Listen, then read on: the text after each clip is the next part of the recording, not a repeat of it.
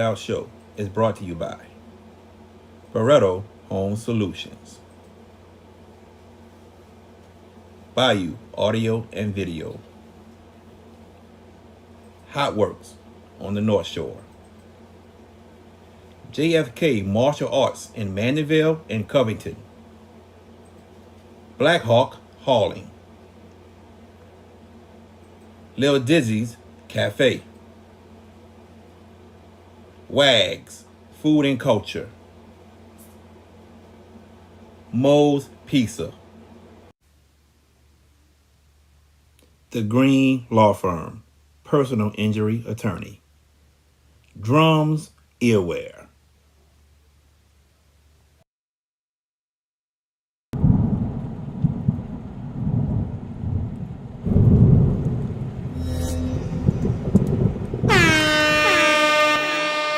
Hands up, hands up, hands up, hands up. If you winning and you don't give a fuck about a hater, tell them move. Clear my area, move. Clear my area, move. Clear my area, move. Clear my area. Cause I'm winning, I'm winning, I'm winning. I'm winning, I'm winning, I'm winning. I'm winning, I'm winning, I'm winning. I'm winning, I'm winning, I'm winning. Hands up, hands up, hands up, hands up. If you winning and you don't give a fuck about a hater, tell them move. Clear my area, move. Clear my area, move. Clear my area, move. Clear my area. Cause I'm winning, I'm winning, I'm winning. I'm winning, I'm winning, I'm winning. I'm winning, I'm winning, I'm winning. I'm winning, I'm winning, I'm winning.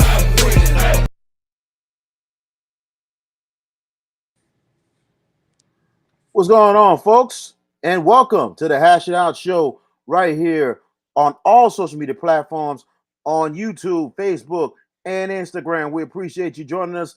I'm VK Jones, hosting the show tonight. Jared JB Boy taking care of some personal business, and hopefully he'll be on there later. But I'll be being on the Wheels of Steel today. And tag, share, and subscribe to the Hash It Out Show on all social media platforms right here as we have our best talk show every Tuesday and Wednesday night. This week is Region 23 week as we get everything together for the 2024 Region 23 baseball tournament, which will be starting tomorrow afternoon at 12 noon. And joining me is my co-host tonight, George Peppers. What's going on, man? VK sporting the retro look tonight. Look at that Montreal Expos hat. Love it. Maybe it's baseball night here on the Hash It Out Show. And you could also check out a lot of great content on the hashitoutshow.com. Our own personal bios, a lot of videos, interviews, and game footage and whatnot. We're at your beck and call, the hashitoutshow.com. Check it out. You'll be glad you did. We got a lot of guests going on tonight, especially with Region 23 week. Later on, we will have representatives from the Nunez Pelicans, especially head coach Glenn Powell, and also from BRCC. Thomas Seminole will be joining us tonight. But first is a legendary coach here in the city of New Orleans and a great program that's been consistent for a very, very long time, started from his father to him, and he's continuing the great tradition at Delgado Community College. Our guest for tonight, our first guest, the head coach of the Delgado Dolphins, Joe Sherman. Good evening, Coach. Good evening, guys. Appreciate y'all having us. Our pleasure, No Coach. problem. My pleasure, man. You know, I always appreciate you for everything you've done for us and for me and everything. And man, we getting ready to go, man. And this year, it's your turn. That Delgado hosted the Region 23 tournament. What are your thoughts on this year that this is New Orleans' time to host it? Well, hosting's great opportunity for your kids because they get to play at home, but it's a lot of work, VK, as you know, just don't happen. So there's a lot of behind the scenes stuff that we got to do, fix the field, get umpires, make sure teams have their meals and everything set up. And it's been a busy week for us already, but we think we got it going. I'm actually sitting in the parking lot here, getting ready to have dinner with my family for the first time probably in about a week and a half. So I apologize if I got to cut it a little short, but didn't want to miss the opportunity to chat with you guys. Oh, I understand. And talking with your son, we gonna make sure we keep it a buck and close for you, man. Because We have to respect you and your time. But I'm going to ask you this about your team. Your team has been, it's been one of them seasons. You said this is one of your youngest teams that you have probably have ever had, and you've overcome a lot of things. 35-14, a very good record. 10-2, winning the regular season championship. And you went through a lot of challenges, but at the same time, your team continues to fight and continues to win some way, somehow. What you take so far from this young team coming into this point into the region tournament? Well, like you said, it's been a roller coaster year for us. We won 21 games in a row at one point, and had a great run there. And then we had a little issue where we had to do some discipline, and we suspended a couple kids for a few games, and that took place. And it's one of those things. Like you said, it's a young club, and they're learning me, and I'm learning them. And to be quite honest with you, it's been a great experience. We've played well, real well at times, and we've played not so well at times. But you're 10-2 in the conference, and you got to go win again. So it's everybody's starting over tomorrow fresh, and hopefully we'll come out with some energy and play up to it. Talking about a couple of your players that have been really stepping up for you this year, like Jack Walker and the great story of Christian Westcott of overcoming injury and then some, and for him to not just be healthy fully, but on the field playing and really playing well. Tell us about how Jack adjusted as a transfer, but not just that, how Westcott became a full-time starter, and for him making some huge plays for you this season. No doubt about it. Jack's a JUCO product. I mean, it happens at JUCO where you transfer a little bit, and I think you're seeing it in the portal now with the Division I level. Kids are looking to go somewhere where they can play, and he walked in our program and won a position and has played well all year long for us. He's batted in our 3-hole, hit over 300 all year, and his strikeout numbers are amazing. I was looking today. He batted like 131 times and only struck out 10 times in 131 at bats. That says it all right there. Westcott it's like a movie, to be quite honest with you. He almost loses his leg last year at the beginning of the season, has a compound fracture of his femur, which very few people come back from, and rehabbed and worked his butt off to get back. And, like I said, it's a testament to the young man's fortitude and desire to play and his will to play that he's where he is right now. And, he's had a couple hiccups during the year as well, but, it's part of it. It's part of it. And he's playing well for us as of late. He had a big weekend against LSU Nunez this past weekend at home. Looking at another player that stepped up for you this year, Eli Boot. There's been a person that's been really coming on strong this year, and had wound up getting in a position over somebody who was a big time factor last season. But your thoughts on Booth, how he has stepped in, hitting the ball well, playing first base. One of the freshmen that we talked about. We're going to start 5 freshmen tomorrow, and he's one of them probably, depending on whether they throw right or left-hander. But he's got some key hits for us and some key situations, and that's what it takes. It takes freshmen stepping up. The Santana young man from Rummel, Red Santana, he has played real well at third base, and to be quite honest with you, Josh Eames behind the plate, another freshman, has been phenomenal for us.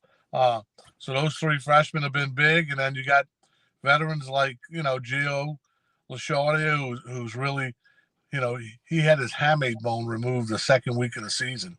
How many guys come back from that? We all know the Morris story at LSU, hit the walk-off home run to get them to the national champions.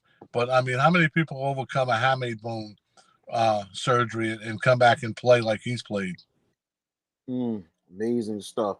Let me ask you just one more question, and I'm going to let George Peppers take over with the questions. The one player to me, out of all the players that has been, to me, maybe the MVP of this team, has been Walker Brazil. And the scary part about him, he's in the 9-hole, hitting 346. Everybody looks at me like saying, "What in the hell are you doing, Sherman? You're batting your leading hitter in the 9-hole." But I mean, he really is. Once the game starts over, he's our leadoff guy. To be quite honest with you, and he's really turned the lineup around for us. Oh, And hopefully he'll continue to do that this weekend. The thing about him not only hitting 346, he's been phenomenal. He's been phenomenal defensively. Agreed. I mean, Walker has been unbelievable in itself, and we talked about. And it's like it's 2 years in a row you have a guy in the 9 spot that has really hit the ball for you tremendously, and that makes a team really scary where you're 1 through 9 and you're late inning people. You're down. It's unbelievable how they step up. George Peppers. Coach Sherman, first of all, thank you for taking the time out of your busy schedule to joining us here on the Hash It Out Show, and congratulations on the season you guys have had. I want to ask you, and let's go to the LSU Unit series, because you guys kind of were foundering just a bit after the big winning streak. You had, I think you lost 4 in a row, and then LSU Units was a really, really strong team that's looking for redemption. You guys took 2 out of 3 out of that series. Do you feel like you've regained some momentum winning that series? Uh-oh. Uh-oh. We'll have Coach back I think we momentarily. lost him there for a second. We lost him for a second, but he'll get back up. He probably had a phone call in there. Well, So he is on the car, so that could be a yeah, thing too, BK. But let's talk about that. They, had the 21 game winning streak, kind of foundered a bit, lost a couple of games to, was it John Brown? I think I told you. John Melvin. Melvin. I said They John wound up. Melvin. Yeah, Oh, there he is. it Coach is Coach Sherman Sherman. back. Go ahead, George. Well, Coach, you back? Yeah, I'm back, I think. No, We yeah, hear I you. can We hear hear you you. fine. Anyway, I'm going to keep it brief too. You guys had the long winning streak earlier this year, 21 in a row. And then you kind of lost your way a little bit. John Melvin beat you a couple of times, had another couple of struggles, but then you played an elite team like LSU Units, and you took 2 out of 3. Do you feel like that series is a momentum turner as you head into Region 23 tournament play? Well, there's no doubt about it. I think, John Melvin series, guys, I'll be quite honest with you. They got a nice program. I think they finished like 36 and 13. They're Hmm. no slouch by any means, but playing those guys in the middle of the week with freshman pitchers and really not to take anything away from the kids that we started, but you're not playing them with top of the line pitching. It's no walkover there in that situation. So, it's a fact that we need to do a little better job scheduling maybe when we're going to play them, because you can't play them in the middle of the week between conference games. Last year's team got to the World Series in Grand Junction. You won a couple of games there. This year's team's a little bit different. Tell me the defining characteristic of this team as you have learned this team throughout the year. What is the most defining characteristic of this Well, Delgado team? I think VJ hit it on the nose when he said our freshmen have stepped up. We need, for us to win, we need to be good in our freshman class. So the Eli Booth, the Rhett Centannis, the Josh Eames, they needed to mature and understand what junior college baseball is about, and that's what's happened. We've gotten better throughout the year, and I think we're getting to where we need to be at the right time. Hmm. But like we talk about all the time, uh, the conference is no walkover. These Baton Rouge and BRCC and Nunez have nice programs, and they've played us tough every game that we've played. It's just a matter of whether we can if we can match their energy, and that's what we need to do. And how do you feel about being the favorite? I mean, as far as, is there a little bit of added pressure being the favorite Well, considering the success you guys have had? And you I will just mentioned, I, I will say this: we've had our target on our chest for a long time at Delgado, and that's because of the success of our program. I Mhm. don't have any problem with that. I think if people like to beat us because we're Delgado, that means we're doing what we're supposed to do. And the fact that we've had some success is something we're very proud of. Being a favorite is just part of being playing at Delgado. You come to Delgado and to win championships, and being favorites part of that. last question before I turn it back over to BK Jones. The format's changed a little bit, at least post Region 23. Both teams that make the finals move on to a regional. BK, help me out here. I think it's in Alabama. Yes, that's Yes, correct. yes, It, absolutely. Correct.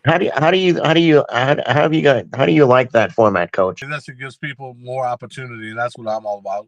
it gives another team a chance in Louisiana to get to the Junior College World Series. So I'm all for it. We had a chance to decide whether or not to vote for it, and I voted for it just because of that. I think it's important to get kids an opportunity to experience what they play junior college baseball for, and that's to get to Grand Junction. So by getting two teams from my region, I will tell you this: an 8-team tournament that we're going to in Alabama, that's nothing nice. I mean, you're gonna have to have some serious pitching depth to get out of that. But we'll see what happens once we get there, if we get there. Coach Joe Sherman of the Delgado Dolphins. We definitely appreciate you joining us on the Hash It Out show, Region 23 week. The Region 23 tournament will be tomorrow, and TSBN Sports will be broadcasting every game of the tournament starting at 12 noon. Delgado will be playing against BRCC at 3:30, and then Nunez at 7 o'clock. Coach Joe Sherman, we appreciate you joining us. We wish you the best coming up this weekend in New Orleans. Thank you for everything you guys do for junior college baseball, and obviously it's an exciting time of the year for everybody. And good luck to everybody. It's my pleasure. Our pleasure, Coach. We'll see you tomorrow. Thank you so buddy. much. Take care. Bye-bye. Yeah, bye-bye. That was Coach Joe Sherman of the Delgado Dolphins, and like we mentioned, he asked us to keep it short, and we fulfilled that promise because, like he said, he has a family dinner. And his and it's just a fact with him, he not just work. It's a family business at Delgado Community College baseball, especially with his son Tyler, who's the SID at His Delgado dad was a legend. College. His dad was a big time legend, Yes. Rag Sherman, Mhm. and for him to pick up the slack and not just that, to continue the tradition has been unbelievable. But then you got Joe's son Tyler, who's done an unbelievable job with the sports information at Delgado, not just with baseball, with all sports. And also his daughter, his wife, his sister, a lot of his family. You see a lot of them working those home games, and not just that, being there for the road games too. It's a lot of support, and they're very good family, and they care about everyone. It doesn't matter color or creed. They treat you like a first class citizen in itself, and they are great people. I'm saying that because how they treated me when I was a student at Delgado and to now. So, it's a family business, and they're gonna do a great job with the hosting tomorrow up at Kirsch Running starting tomorrow. George, your thoughts on Coach Sherman, especially with his young team?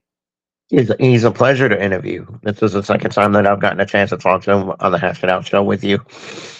He's just a great pleasure to interview. And as far as his team, there's a balance that has to be put in. When you look at how young they were and what they've had to replace off of last year's team that went to the NJCAA World Series and did very well there, got a couple of wins. This year's team is a little bit a lot different. Youth will be served. They seem to, I think, after they beat LSU Eunice, who was top ranked, number 2 or something like that, they're like real high. I think they've regained a little bit of momentum, and they're going to be a tough out. Look, Nunez at BRCC, all due respect, those guys have been really, really good. They've really upped their game and pushed Delgado to stay on top. And this tournament is going to be fun with these 3 teams, and 2 of them are going to continue their seasons next week in Alabama. One won't, and we wish the best of luck to all 3 teams, obviously. And look, if you're not doing anything this weekend, get your tail out to Kirsch Rooney starting tomorrow. Unfortunately, I can't because I have to work. Because I'd be there with you to watch this tournament. It's going to be high quality baseball. VK, you should know. You're the voice of the Nunez Pelicans on the Baton Rouge Community College. I forgot their nickname. Damn, I just drew a blank. Bears. Bears. I just drew a blank there. I'm sorry. No, you're good. But no, you've seen all 3 teams up close and personal. You could talk better than I can about how high quality baseball all 3 teams are going to provide, and it's a cheap ticket. Get your tail out there. It's going to be a great tournament. I think it's going to be unbelievable crowds the whole weekend. We see some unbelievable crowds with these series, especially the last series with BRCC and Nunez. How packed that crowd was in Noel Suarez We expect that to be that and then some at Curtis Rooney this weekend. Come on and support. The first game starts at noon with BRCC Nunez. Game 2 will be BRCC Delgado 3:30. Then game 3, the capper, will be Delgado Nunez. And the scenario goes, and before we go commercial, the scenario goes like this. If the team that goes, and the thing is, it's kind of like double elimination. The Hmm. team that goes 2-0, they're in the championship slot. They're in the championship round, which will be Friday. But if all three teams win, and everybody finish 1-1, that means Delgado, who's the 1 seed, they'll get the bye to the championship game, which they will play Saturday. They'll be waiting on the winner of BRCC Nunez, and they'll go against each other one more time on a Friday that will determine that opponent that will take on Delgado Saturday for the championship. So that's the two scenarios for this tournament, and it will start tomorrow at 12 noon. Let's take a time out. When we come back, we will talk a little sports talk, NBA playoffs, before we have the Nunez Pelicans rolling up in here on the Hash It Out show with Coach Glenn Powell, Coach Alex Powell, and Cameron Cure of the Pelicans podcast. You're watching the Hash It Out show right here on all social media platforms. We'll be right back. Head boys basketball coach at Bonneville High, and you're watching the Hash It Out show. Go Bruins.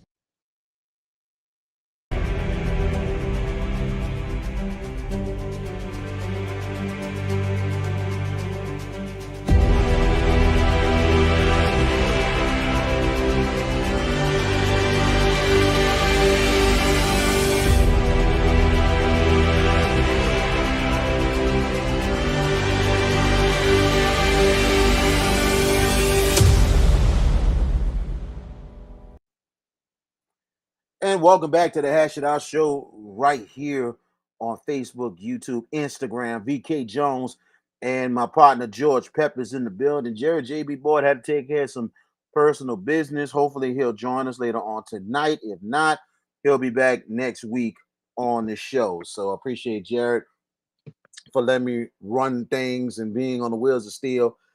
Hey, this ain't my first rodeo, you know what I'm saying? So I've done this before many a times. George has done this many a times that we had to fill in. But at the same time, like we mentioned, this is Region 23 Baseball Week right here. Like we mentioned, we still got some guests coming up from Nunez and BRCC. Let's talk a little bit about the NBA playoffs right now since we have a little time on our hands. Like we mentioned last night, the New York Knicks and Philadelphia 76ers. What a game that was, went to overtime and everything else, so it's been crazy with that one. But we got a couple other games tonight that's gonna really change some things in the series and could decide a series. We have that the Dallas Mavericks going against the LA Clippers up in LA tonight. Hmm. And then we have the Cleveland Cavaliers going against the Orlando Magic in one of the most lopsided series I've probably ever seen in a long time. So, Except last night. They don't play tonight. Boston and oh, Miami play tonight. Boston, Miami. I'm sorry. And I that game is not apologize. even close right now. No, it's not at all. Not at all. Not at all. And actually, the Magic and the Cavaliers last night was actually had the closest game One out of point. all the games Yep. in this series, Hmm. as the Cavaliers won 104 to 103, as the Cavaliers up 3-2 in this series. That should go 7 games. Hmm. This is going, but will we have another close game in this series? We will see about that. But the Boston Celtics, they're up 22 on the Miami Heat at the half, 68 to 46, with a Hmm. chance to close it out and to move on. Like you mentioned, Kristaps Porzingis out for a little while, but I don't think it's affecting the Celtics at all. Like I mentioned to you last night, as Hmm. long as you got Drew Holiday on a team, a world champion veteran Drew Holiday on a team, you have a chance. I don't think there's any question. And look, Miami, I hate it for them that Jimmy Butler got hurt when he did because it would have been interesting to see Jimmy Buckets. Look, we know that dude is legit a killer in the playoffs. He has done it many a time. did it as the 8th seed last year, got them to a final. And Eric Spoelstra is one of the best coaches in the league, hands down, hands down. And to pick a game off in this series was really good for them. But tonight feels like a coronation because, Miami getting whipped like they did at home both games after stealing one game in Boston. You would have thought the momentum was going to follow. It didn't. Now they're 3-1 down 22 at that. That's a matter of time. Excuse me. That's a matter of time before that game finishes the way of the Celtics. They're a big favorite. They should win. They will win. Um, but what does that mean for the second round? Because Cleveland, Orlando, as you mentioned, VK, that game last night, 104-103, had finished to the favor of the Cavaliers, which put them ahead 3-2. Series now shifts back to Orlando, and I think it's going to go back to Cleveland for a game 7. We got to have one game 7 in these first round of these playoffs. And I feel like this is a series that's going to give it to us. It's going to give Boston a little time to rest if we anticipate that they close and don't blow that lead. But touching on the Knicks game last night, they were up 6 with 28 seconds to go. Up 6. And they let that thing get away. What kind of carryover does that have going back to Wells Fargo for game 6? Did the Knicks lose it or did the Sixers win it? I think the Knicks lost it. You mentioned the Clippers and the Mavericks play tonight. Yes. That was a schizophrenic game 4, about as schizophrenic a game 4 as I've ever seen in my life. The Clippers were up 31, then the Mavericks come all the way back to take the lead in that game and then lose. Kyrie had the game of the games, but it wasn't enough. 2-2. And guess what, VK? The Mavericks, after that, are favored by a couple of points tonight, 2.5, at the Clippers, at Staples. Mm. So I don't know what to expect there. I mean, 2 teams have already moved on, Denver and Minnesota. 3 teams, excuse me. So this is the only Western Series left to decide. And the winner of this series gets the Oklahoma City Thunder in round 2. Do you think the winner of this series gives the Thunder a push? I think they do, especially the veterans on each team, especially for Dallas. I think Dallas would give a lot more of a push for OKC, but I think OKC is going to take advantage and win the series. I wouldn't be surprised if they go 6 or 7 games. I Mhm. think OKC is going to rise to the occasion because the fact of the matter is, I think the winner of the series here, they're going to be worn out. They're gonna be so worn out, especially the way these two are playing and Mhm. so intense with the way both of these games have been going. So it's unbelievable what both the Mavericks and the Clippers have been doing so far in the first round, and Mhm. OKC will be waiting on them. So PK, I yeah. don't mean to interrupt, but Jared just Oh, messaged me. We do I have got it. a guest in the lobby. Oh yeah, So absolutely. Let's go ready? ahead. Let's go ahead and bring them on. Saying good thing we just want to get some points in about the NBA playoffs and stuff. We'll talk a little more sports later on. Joining us right now, representing the Nunez Pelicans, and we was hoping to have more than one guest, but so circumstances happen. But it is what it is. Joining us right now, the assistant coach of the Nunez Pelicans, and also the son of the head coach itself, who has been working hard to build this Nunez program, Coach Alex Powell. What's going on, Coach? Good evening. Yes, Coach.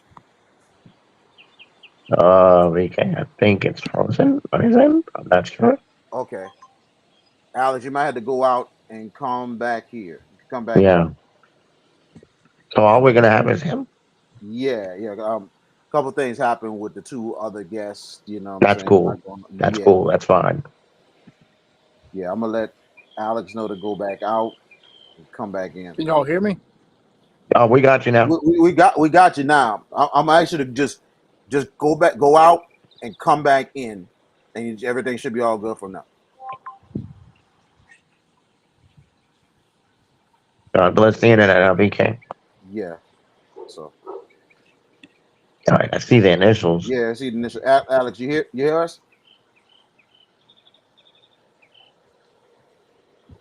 Okay. All right, Okay, see, we we'll got him. see. There We'll we see. go. We'll see. We'll see. You hear us, Alex? I see him and he's moving, but Okay. Coach, can you hear us? Can you hear us? You gotta cut your mic. Cut the mic or one or two. Oh,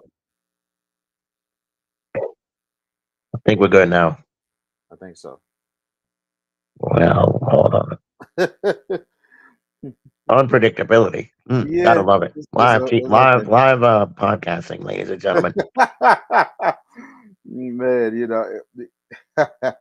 live podcasting at You know, that. BK, if I knew you were gonna sport a baseball cap tonight, I got one for you. What, the Mets? No, absolutely. They're amazing. Of No, course. but all kidding aside, I know we were talking playoffs and everything else, and I want to transition with Coach Powell here. I don't know what happened now. The box has disappeared.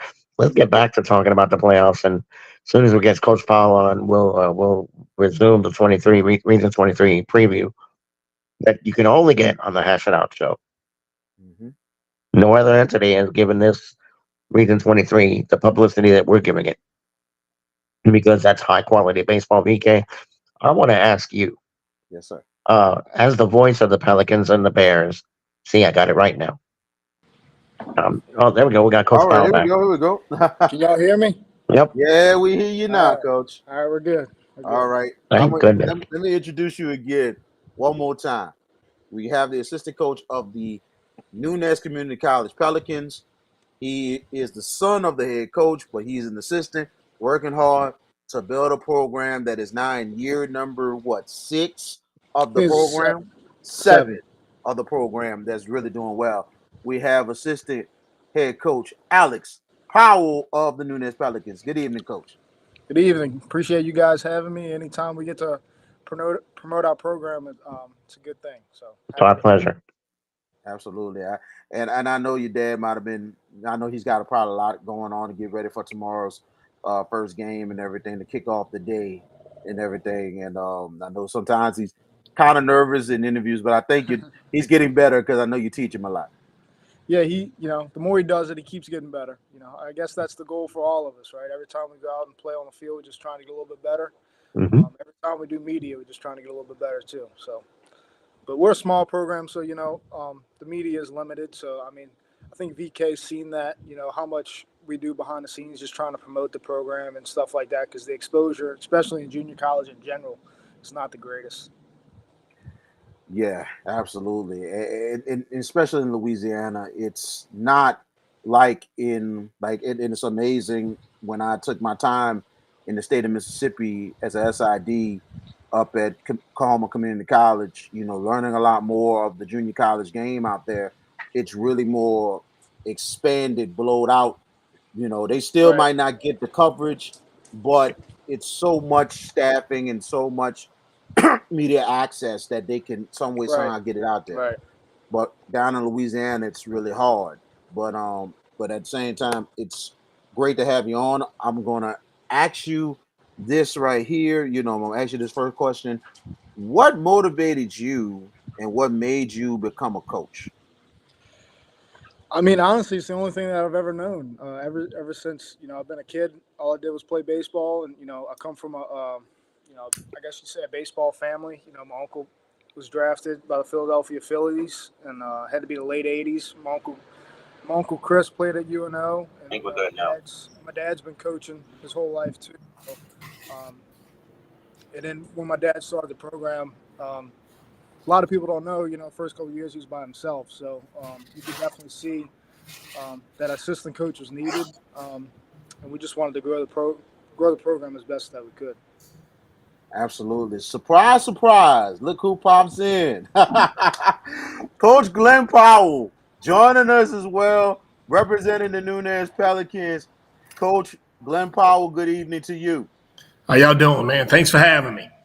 Absolutely, absolutely. And we appreciate it. I know you had I'm kind of surprised because I know there was a lot going on getting ready to kick off the tournament tomorrow and everything else. And talking with your son and everything, yeah, it's almost like with Delgado, a family run business. And that's what y'all do mostly, and y'all do a great job with it, right, Coach? No, I appreciate it. Yeah, we I'll tell you, Alex has made it a lot easier on me. There's a lot involved with this. When you got to coach and take care of all the other stuff too, gets a little hard, but he makes it a lot easier on me, does a good job with the guys, him and Dominic both. They are great coaches, and without them I wouldn't be where I'm at right now. Very much agreed. I will ask I'm gonna ask the both of you, and you can give your take on this. Your team so far this season, in line for another winning season.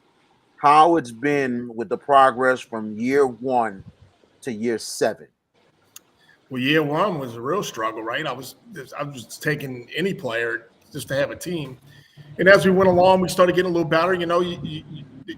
College baseball is about recruiting. You gotta, we could be great coaches and all that, but without the players, you're not going to win. You got to go find the players, and I think that's been the difference. Having Alex helping me recruit, which he does 90% of the recruiting, and does a great job at it. The young guys relate to Alex. He's a young guy too, so it really helps us get the good plays in, and that's the difference. Recruiting, and we have a little bit of scholarship money, so we go raise money so we can have scholarships, and that made the difference. Having kids don't want a lot; they just want to be appreciated. Give them a little bit, and they feel like they appreciate it, and that's how you get good players. So you got to have some scholarship money, but I think that made a difference in getting out there, watching high school games. I'll be honest with you, that's where we recruit from. We go to high school games and watch the games. That's the only way that's the only way you're going to find good players. I mean, some guys, when I first got into it, a lot of coaches would give me guys, and you find out you got to go see the guys before you just take somebody. So, but it's been great. It's been a lot of fun. It's been a lot of work, but Alex and Dominic has done a great job helping me get this going. Since I've had them too, that's been the difference. Very much agreed. Coach Alex, what are your thoughts on that question? Yeah, I mean, I think he pretty much covered it there. From year 1 to year 7, it's kind of night and day. But like you said, I think we're able to give out scholarships, right around the COVID time, and I think that's when you saw us really start having success. And we got to put all that into the pitching staff too. We could have great position players, but if you don't have, can't get good pitchers, they can get guys out. You're gonna struggle. And I think that's been the biggest thing that we've improved on since from year 1 to year 7 is our pitching staff is much better. It's not where it needs to be yet. Still, you see some glimpses of it every now and then, but from year 1 was rough on the pitching end. But we're definitely a whole lot better in that area now. Talking about, go ahead. I'll tell you, year 1, we had some really good players. Believe it or not, we did. We had some really good players. We just, on a bump, we were really bad. We couldn't, we'd score 6, 7, 8 runs a game, and everybody else was scoring 15 runs on us. So that was the difference. If you walk 2 guys and they hit a home run, and, playing that Chalmette's hard too, right? So you got to keep the ball in the park. So if you walk 2 guys and they hit a home run, it's a 3, that's 3 runs. But if you're giving up solo home runs, it's a lot better. So, like last weekend, the wind's blowing out 40 miles an hour, and both teams, I think we hit 19 home runs in 3 games, So it's flip of the coin when that happens. But in the wintertime, the field plays true too. And then if you have decent pitching, it keeps you in games and you have an opportunity to win. Looking at your players this season, and it's probably, you said, one of your most talented teams you have ever had at the school, and I've seen it, and I think I really do believe it because of the fact of the collection of players you have.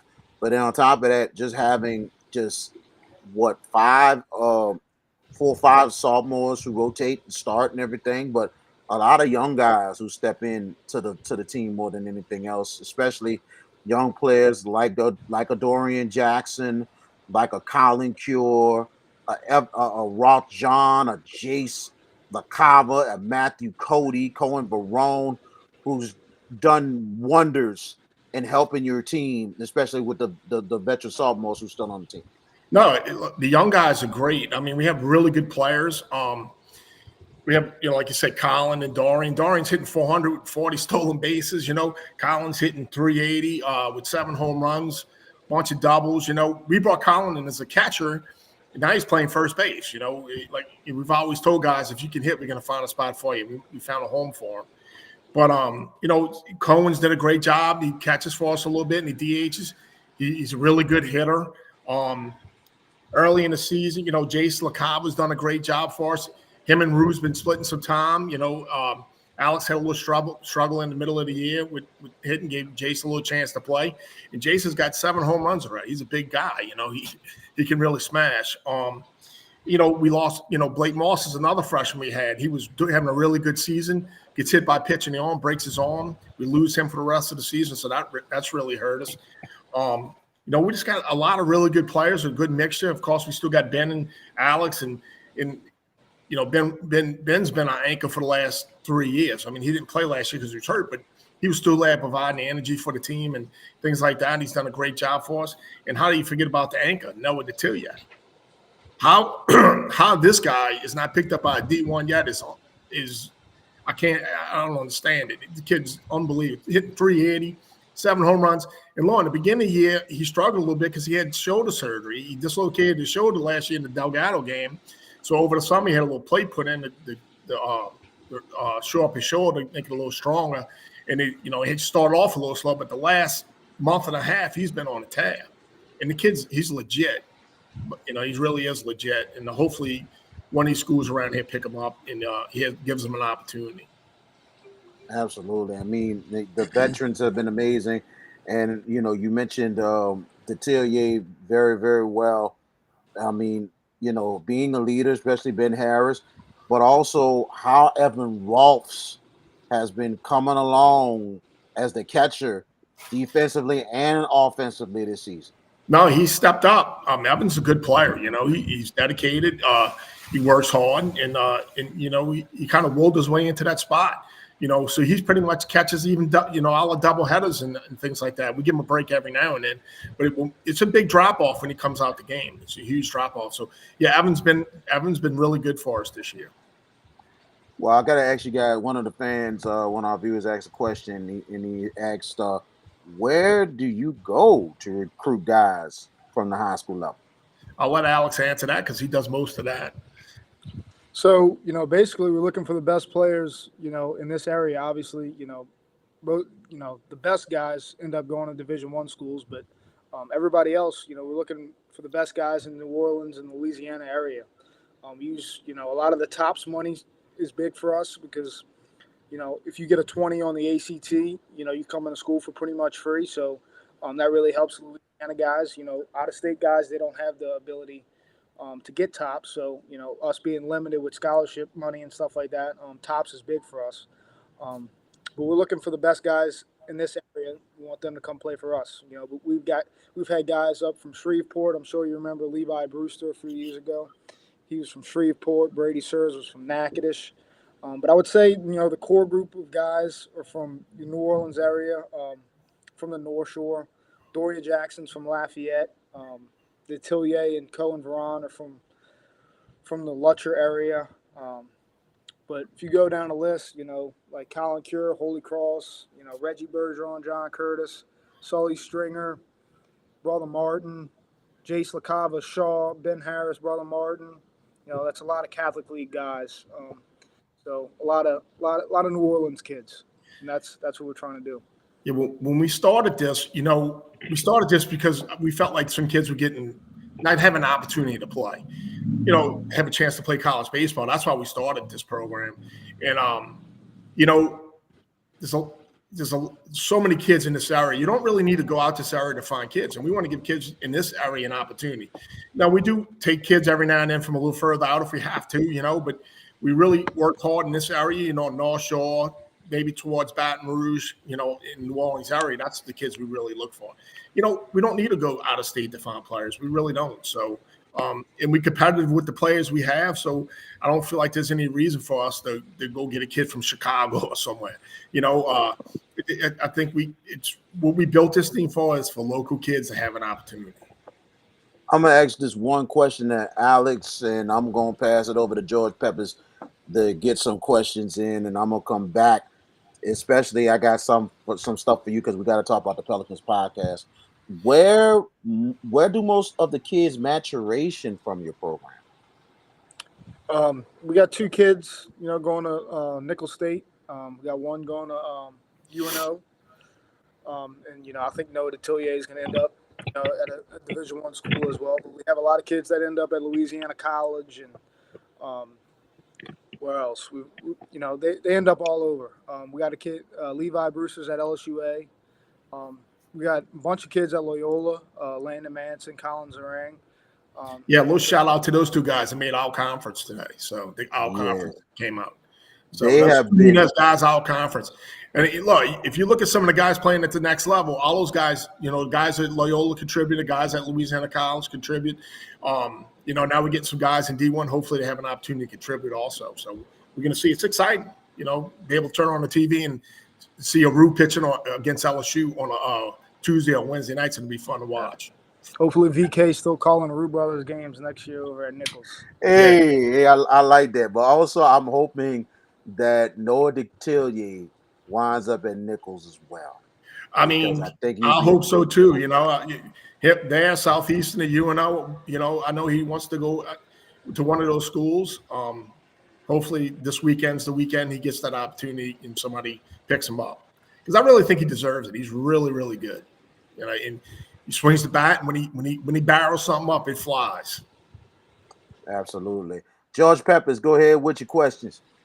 Coach Powell, both of y'all, thank you both for taking the time to join us on this the Hash It Out show in advance of the Region 23 tournament. I want to start with you, Coach Glenn Powell. A series like last weekend against BRCC was one of the wildest series of the season for sure. I mean, obviously the game we almost got run ruled, and then just the wind blowing out. Maybe it was an anomaly of weather and all that. How does a series like that affect your preparation going into Region 23 play, the tournament? I'll be honest with you, we approach every game the same way. It really, we play in that Chalmette, we the ball flies, so we really put a lot of emphasis on our pitching that week. Like I said, during the wintertime, the wind's blowing in a lot and it's cold and it doesn't fly out like that. It pretty much plays pretty true. But when it gets hot, it starts flying out. So you do have to play a little different. You got to be able, you got to be able to you got to be able to hit, And look, we've been leading the conference in batting average and home runs the last 2 years. So we put an emphasis on that too. But going to Delgado, I think we play better on big fields because we got Dorian Jackson in the outfield, Noah in the outfield, and Rothjohn plays left field for us right now. But those guys can really fly, So when we're on a big field, we really feel like we have an advantage over some teams rather than playing that Chalmette. Sometimes Chalmette, even though it's our home field, can work against you. And I did this weekend, especially when, Baton Rouge got hot, and they hit, I don't know if all those balls are flying out if we playing at Baton Rouge or Delgado. Like this week, if the wind stays like it is this weekend, the wind's going to be blowing in, 10 miles an hour at Delgado. It's going to be hard to get the ball at the park. So I feel like, my outfield, those guys running out there, we got to, give us a really good chance. Yeah, and I don't think there's much of a chance of rain this weekend, so we should be good as far as the weather goes. Coach Alex Powell, let me ask you, you've been with this program since year one, right? Yes, sir. Have you ever thought about down the road, not now, but like down the road to becoming a head coach somewhere? Do you ever have the itch to become a head coach like your dad?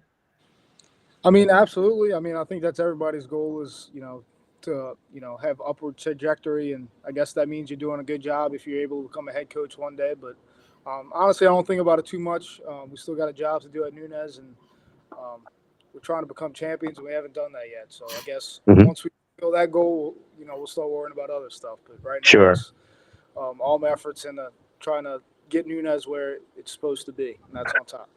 To the both of you, this next question. How do you feel about your team? This is for both of you. How do you feel about your team as we head into Region 23 play? You guys have had a pretty balanced season. You have a chance to have a winning record. How do you feel about your team coming in to this tournament? I feel good. I mean, we've been working hard since last August. We just got, hopefully we go in there tomorrow with some energy and we play like we play like we're capable of playing. I don't think we have any issues, But look, Baton Rouge, they're right, haven't had a great season, but they played a really tough schedule, and I think they're way better than their record. So we're really going to have to play our A game, go out there with a lot of energy, pitch well, score some runs, and hopefully we have a shot to win that game. And then, in the nightcap against Delgado, I mean, look, they've been the best team for the last 35 years. I mean, let's be honest, in JUCO in Louisiana. So, to get through them is going to be hard. They got like it's like an LSU. When you play in LSU, you got to overcome the mystique of the team and all the things, all the history. So, we just got to play our best game, and hopefully, we have an opportunity to win in the end. I think we're a better team when we play 9 innings too this year. When we play 7-inning games, we seem to struggle a little bit more than when we play 9-inning games. So, and all these games are going to be 9-inning games this weekend. I think that might play to our advantage a little bit. But we'll see. Like I said, both teams are really good, and I think we're really good too. So, I'm looking forward to see where we wind up. Yeah, I think VK kind of covered it earlier a little bit. I think if you go up and down the rosters of each team, we're definitely we've had guys that have been here longer than anybody else in the tournament. You look at Alex Rue, you look at Ben Harris. Those are 3-year guys. A Reggie Bergeron, who's not on the field all the time, but he's a team captain. All those guys were on a team that were 3 outs away from winning a conference championship 2 years ago. So all those guys are back again. I don't know if Baton Rouge or Delgado have any 3-year guys. So that gives me confidence that we got a lot of veterans, guys that have been through it before, and they've been in the tournament and they've been through it, and they know what it's going to be about tomorrow. So, Alex, this next question is for you. How big is the administration in helping facilitate Nunez's development with your baseball program? I mean, so from where it started to where it's at now, the administration, sometimes you have admins that don't really support it, but it seems like in Nunez, with where y'all located, they've really facilitated a lot of things. Talk about the administration and what they've meant to what Nunez has been. The administration's been great. They've, anything that we need, we ask them for. They find a way to help us out and get it to us. We're the only team in the conference that has a weight room. We got a locker room on campus. We got our own baseball building, so that we're able to operate out of every single day. We don't have a field yet, but the administration's working on that every day, trying to help us find a spot that we can call home for ourselves. Coach Glenn Powell, this next question's for you. Actually, I'll make it for the both of you. Give me some keys from both of your perspectives for what it's going to take for Nunez to finally leapfrog Delgado and win Region 23. I think it starts on the bump. If we pitch well, we have an opportunity. The pitchers give us an opportunity to win the game. Keep us in the game to hold 9 innings. I think we have a shot to win. I think our players are really good. Like Alex said, you had Ben and Alex Rue and Noah Detillier, D-Jack, which is Dorian Jackson, and other guys. Colin Q. All those guys are going to give us an opportunity to win. They get up there. They have good bats. They have good approaches at the plate, and then it's really tough for our team. It's going to be on a bump. You're going to have Keelan Broussard start the first game against Baton Rouge, and I'm going to have Andre come in second. And in the second game, we have Woodard's going to throw against Delgado. So those are 3 really good pitchers, and we got some veteran pitching too. We got Landon Cortez, who's been great for us the last 2 years. We have our Austin. Cole Bardez, all those guys are really good. If they're in the zone and they give us a chance to win, we'll definitely have an opportunity to win the tournament. Coach Alex, your thoughts? Yeah. I mean, I think he covered it. It's on the bump for us. It's been like that all year, and we've struggled defensively as well too. But VK knows this. We've said it, since he's been covering us in January. This team could be as good as it wants to be. It's just how they perform that day. We'd have days where you probably think, yeah, that's the best team in Region 23, and then you have days where you're like, these guys aren't very good. But if we put a good weekend together, and we put it together, I think that's what we've mainly struggled with. We have good days offensively, we have good days on the mound. We just haven't been able to put it together consistently. But if we're able to do that this weekend, offensively, defensively, and on the mound, I think we have a great chance. And talk about what it would mean to the both of you if Nunez, at the end of Region 23 play, is the winning team in the conference tournament. What would it mean to finally knock off the gigantic dragon that is Delgado and win the tournament and move on? Well, I think it'd be huge for our community. It'd be huge for administration. They support us much. And it'd be huge for our players. It'd be, this is something they all dream about. We all want to win. We all want to get that ring. It just be huge for our program. It's no question, especially for St. Bernard Parish. Having, we're a small community and you got a college down here. How many communities like us have a college in a community, So I think it'd really be great for us, but like you said, you got to get through Delgado, and that's going to be, a tough slate, You got to get through Baton Rouge too. They not know what, they beat us twice over the weekend. So, it's we got to be on our A game to have an opportunity to win this weekend. And it's more than anything else. It's ultimately two goals for all three of these teams. One is to win the conference championship, but two is to get to the championship game because of the fact that there's two bids that's going to Alabama. No, right. So this year, that's what makes this tournament exciting. It's not, man, we got to beat Delgado or we ain't going to go. This year, we got to get to that championship game. And, once you get to the championship game, anything can happen too, right? So that's the ultimate goal. The ultimate goal for us, to be truly honest with you, is to move on. And we want to win the conference tournament, but we got to make sure that, we have an opportunity to move on this year. Piggybacking off what VK just said, that's going to be my last question, and it's for the both of you. Obviously, with the adjustment of the format, that two teams are going to go to Alabama. It sounds to me like both of you are in favor of this format, considering it's a second bid that has Louisiana in a national setting. What are your thoughts on having a chance to go to Alabama? I think it's great. I think more teams should have opportunity. It should take all three of us, to be honest with you. They got 6 teams in Alabama going. You know what I mean? Louisiana's like, we always we had an afterthought, and it feels like sometimes in the NJCAA, but we just don't have as many programs in Louisiana like they do in Alabama and Mississippi. But, Mississippi, they take 8 teams too, we got to struggle to get through Delgado every year to get there in the past. But this year, now we have a legit opportunity to move on. If we could, we can get to that championship game and win a couple games in the tournament and move on. I think anytime you have a chance, a better chance and a better opportunity, to get to a World Series, I think that's good for us. So I'm for it. Absolutely. And looking at the the chances for all three teams and everything, do you think the way that all three teams has played all year long, do you think they have a good chance to go in that region and possibly get a chance to win it and go to Grand Junction? Absolutely, it's a 18 tournament, so you need the pitching. So if you get deep in the tournament, you got to hope you have some pitching left to have an opportunity to win it, right? But all these teams are going to have the same problem.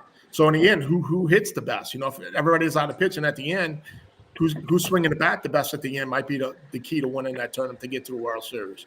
So just having the opportunity to get there. And look, I think Louisiana teams are very good. Look at Delgado. They've been in the World Series, 3 out of the last 4 years or something like that. So, that's a really good team right there. And, we right there, 2 years ago, we had an opportunity, like Alex said, we were 3 outs away from winning the championship. And we kind of fell short, ran out of pitching.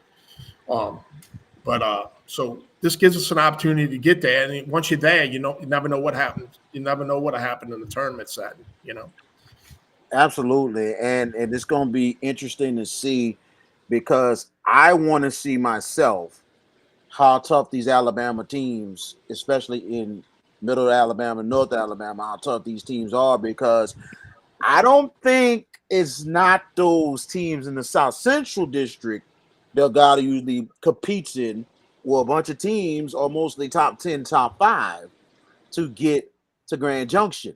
So, if these teams are as tough, okay, this is interesting. We know why that you take 2 teams, you're a little closer to the vicinity. That's not bad. We know New Orleans or Region 23 will have a chance to host this South District tournament. But at the same time, I'm wondering how tough these teams are. That's what I'm curious about. That's what I want to see. Well, we play some Alabama teams. They good. We haven't played the Division I teams as much. We played Bishop State. They from Alabama. We played Coastal Alabama North when they had a team. Things like that. We competitive with them. So now the Division I teams, of course, I don't think they're good as like Pearl River and Jones and East Central. You know what I mean? So I think we have a legit opportunity to go there and have a chance to win, be competitive. And like I said, if you're competitive in every game and you're in every game, you have a chance to win at the end. Anything can happen. Alex, gotta ask you this. Ask you about the Nunez Pelicans podcast. It's been a very good podcast and everything. I mean, you mentioned about doing what you can to market and also have a brand for Nunez baseball and spread it out there. You've been getting a lot of great viewership from your podcast. Tell us about that, and also it seems like it's starting to really grow the Nunez fan base more than anything else. Yeah, I mean, how it started, we just wanted to give the players an opportunity to kind of tell their story, especially in junior college baseball. The programs don't get covered enough, and the players definitely don't get covered enough. You turn on like an SEC baseball game, and they're doing stories about the players, talking about how they got there, how they came up, how they got to their particular school, and, all that stuff. But our players really don't have an opportunity to tell their story, so – obviously, we get to promote the program, but, the players get to promote themselves as well. Especially in the day and age now, we have NIL opportunities and all that type of stuff. Especially, when these kids do get to go play at Division I schools, they already, they have a little bit of media training. They know how to handle themselves and stuff like that. But it was that, and then we wanted to promote the program too. Other schools, are on the news and all this other stuff, but we really don't have that. We're not a New Orleans school, so we're not broadcasted on the New Orleans news networks and all this stuff. So we wanted to make sure we had an opportunity where people could find out, what's going on with Nunez baseball throughout the season. Agreed. It seemed like it's been some great episodes and everything else. I really like the first episode with the captains and stuff like that to tell them about their stories and everything else, and it seems like it's a lot of interesting stories, especially doing everything you can to, and also having enlightenment on the Chalmette area. Period. You know what I'm saying? Showing that definitely helps recruiting and stuff like that. People know what they're walking into. Absolutely, that's really huge. There, you had me on there before and everything, and it's been fun. Cameron Cure is another person who's behind the scenes, pretty much your SID, who's been really working hard and putting the podcast together, doing a great job. We wish him the best health-wise. I know he's been going through some things, but at the same time, I know hopefully we'll see him at the tournament. But you and Cam has done really great work with the podcast and everything, and like you said, promotion, marketing, right? Absolutely, yeah. Cam does a great job. He handles any pictures or video content you see coming out, that's all Cameron. He helps out, in the press box during game days and stuff like that. And definitely couldn't do it without him on the social media side. Yeah, and Cameron has a full-time job. Cameron's not a full-time employee at Nunez, so he does this out of the goodness of his heart. So, and he does a great job. We appreciate Cameron. Absolutely. Very much agreed. And I tell you, the crowds at Noah Suarez was unbelievable. Probably maybe your highest attended year, maybe ever, with this program. It was packed almost every series. Great crowds and everything else. Even against John Melvin, some really good crowds. What are your thoughts on how Noah Suarez was this season? But not just that. Hopefully, everything will hop into this weekend's Region 23 tournament, and we're expecting some outstanding crowds at Kirschroom.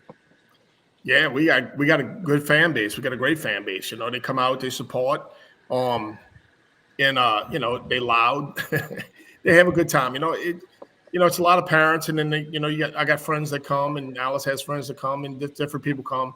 I wish the crowds would be even bigger, to be honest with you. But we getting there. I got to do a better job of promoting the program and getting people to the games. I'm gonna start work. I'm gonna really work hard next year on that to get more people in the stands, and hopefully we get bigger crowds and we start blowing up even bigger in our community. Getting our own field will really help. It's everything's slow with the state, so I don't know how long it's gonna take. But we're working hard to get our own stadium also. So, and we share. I appreciate Chalmette and the coaches over there. They're sharing the field with us, and they don't have to do that. And they, I appreciate everything they do for us over there too. They played 30 home games this year, so we kind of didn't play as many home games as we'd like to. But so we were on the road a lot this year too. So, but when we are home, we our fan base is great. Yeah, I tell the guys all the time, you want people to show up, you got to win. So, and we've done a good job of that the last couple of years, having winning records. And I think the crowd show that. And if we're able to win a championship, that'll help out that even more with people showing up. But like Coach said, we played on the road a lot, and I think that'll help us this weekend. We're familiar with being on the road. So that was the last question I was going to ask y'all. I think that those road trips this season has really helped, especially some of the victories this season on the road. Which game, to be honest, and this will be the last question for y'all, which game this season to y'all was probably the biggest win y'all had this season for Nunez baseball? Well, I'm going to say this, always beating Delgado is always a big win, right? But we went up to Gulf Coast and beat them. We went up to Colin, we beat them. Those are some really good Mississippi schools that are always in the hunt to go to the World Series. We beat a lot of good teams this year. Southwest. Yeah, Southwest Mississippi. Went up there and we beat them. So, we made a lot of progress this year going on the road and beating some really good teams. You roll into Kirsch Rooney and you get a win against Delgado, that's a feather in your cap. You don't do that often. So, and that's what we got to do this weekend. We got to go to Kirsch Rooney and do that again if we want to, if we want to win that championship. We're gonna have to get through them. So, and then what that shows you too, these guys are learning that they can beat good teams. So, and that gives you more confidence going into a tournament like this weekend.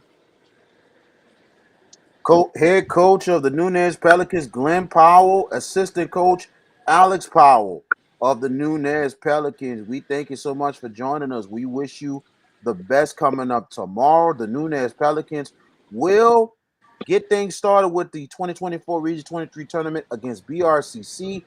First pitch is at 12 noon at Kirsch Rooney Stadium, and then they will take on the Delgado Dolphins for possibly maybe one of their biggest victories in school history if things happen. If they go right, they will take on the Delgado Dolphins 7 p.m. Come on, support. If you can't, all tournament games will be broadcast on TSBN Sports. I will make sure I put the links up on all social medias tonight.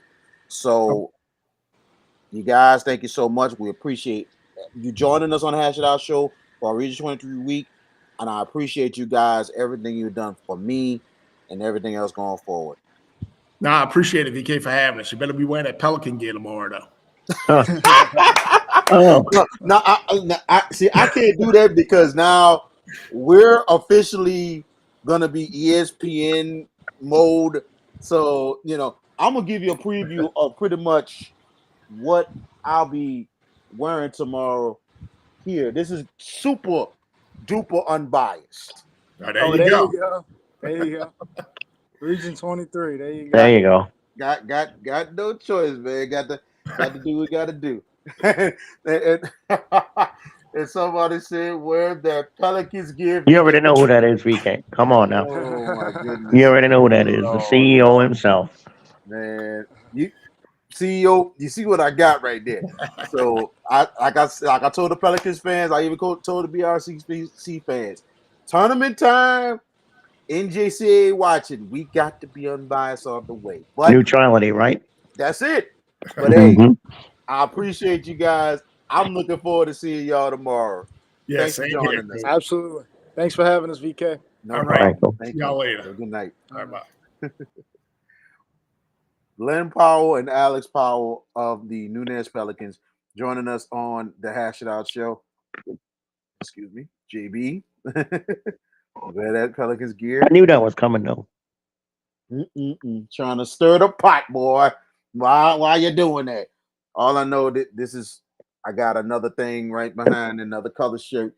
You know what I'm saying? Had to go get some work done. Shout out to Foley Marketing. Doing a great job, man. Doing a great job. Got to love those guys. So let's take one more time out here. We're gonna come back. We're going to have the head coach of the BRCC Bears, Coach Thomas Seminole, and we're gonna close it out for the night as we get ready for the 2024 Region 23 tournament, which will start tomorrow afternoon, 12 noon, up at Curtis Rooney Stadium on TSBNSports.com.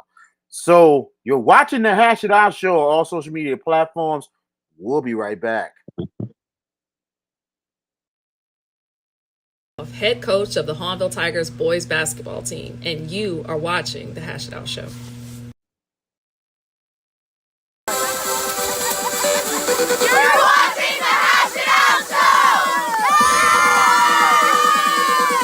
show! And welcome back. We appreciate you joining us here tonight. Region 23 week right here on the Hash It Out show. VK Jones and also George Peppis here with us. Jared JB Boy had to take care of his personal business. He doesn't join us tonight. He'll be back next week. But George, your thoughts on the Nunez Pelicans baseball program and their strides they are making to become a very, very good baseball program. Before I start, when Jared put that wear that Pelicans gear, was he meaning the New Orleans Pelicans? Nah, just kidding. But let's talk about Nunez because I tell you what, listening to Coach Powell and Coach Alex Powell, they have done yeoman's work, and you firsthand witness of it. You know, for the progressions that they have made from year 1 to year 7, and they are now an entity that is competitive. They have beaten good baseball teams this year. They mentioned the Mississippi schools that usually are in the dogfight to get to Grand Junction, and they've picked off a couple of those games. They beat Delgado. Region 23 as a whole is strong, but Nunez has made tremendous strides, and they're in with an opportunity. If youth is not served, with Delgado, if the youth kind of catches up, Nunez is the absolute perfect team to pull this thing off. I think they got a yeoman's chance in this tournament, at least to make it to Alabama next week. And that's not saying nothing bad about BRCC. They've got a real shot too. This tournament as a whole, VK, is wide open. And it's for 3 teams. I feel like the depth is really, really good. 3 high quality baseball teams. It's going to be sad that one's going to miss out on the next round. I kind of wish all 3 teams would find their way to Alabama, but the NJCAA has deemed otherwise. So are the other 6 schools all Alabama schools, VK, or is it some Mississippi, or is it 6 Alabama to Louisiana? It'll be 6 Alabama to Louisiana. Why? Why that many? Why the disparity is my question. Well, the fact that Alabama's region has 9, that region itself, because it's Region 23 versus Region 22. Their region has 9 teams. So, so right now they're taking 6. And at the same time, the thing is right now, take what's given to you. Because the fact that all these years, Region 23 always was 1 big lead. Now it's 2 bigs. Maybe it might down the line. Maybe it might take all 3. We will see down the line. But at the same time, there's a greater chance that the state of Louisiana will have more of a chance to host that feature tournament one of these years. You know what would be great before we get to our next guest, because I know he's in the lobby? Yes. Would be great. And this would be the statement of statements. Look, Louisiana baseball has always been high quality from any level, and especially now at the Region 23, because all 3 teams are of the highest quality: Delgado, Nunez, and Baton Rouge Community College. Would be the great statement to make if the 2 teams that make it out of Region 23 go to Bama and make the finals of that tournament. That'd be the statement. 6 Bama schools, and ain't none of them going to be in the final. And it's 2 Louisiana schools playing for the right to go to, even Grand in May, snowy Colorado. That would be unbelievable. That'd be great. More, not just for both teams, for the state, but for me also going out there to call and cover that game in Be itself. awesome. That'd be absolutely awesome. That would definitely make my year more than anything, Hmm. my sports year more than anything else. But we will see down the line. I'm looking forward to seeing. But we got to get through this weekend first to Yeah, see step by who's step. gonna go step by step. So Hmm. our next guest coming up here, and our third guest rounding out the Region 23 week. He is the head coach of the Baton Rouge Community College Bears, and probably one of the most scariest teams coming into the tournament. We have head coach Thomas Seminole. Coach, how you doing? Good evening to you. We're doing good. We're doing good. How about you, babe? Good, good, good, good. It's good to have you on. We definitely appreciate you taking the time to join us. First of all, Coach, I Absolutely. tell you one thing: you've been really working hard with your team and everything else. These last couple weeks have been unbelievable. What your team has been doing, winning 3 out of the last 4 games, 4 straight games in double-digit runs. What you could say about the progress of your team, and it seems like the hard work is starting to pay off. That's exactly what it is, and really the relentlessness. We went through some struggles early in the year. We faced some really good arms, and our guys kind of, we go through it every single year. We get a little shell shocked at the beginning, and I try to tell them to stay confident, just keep working. It's going to come.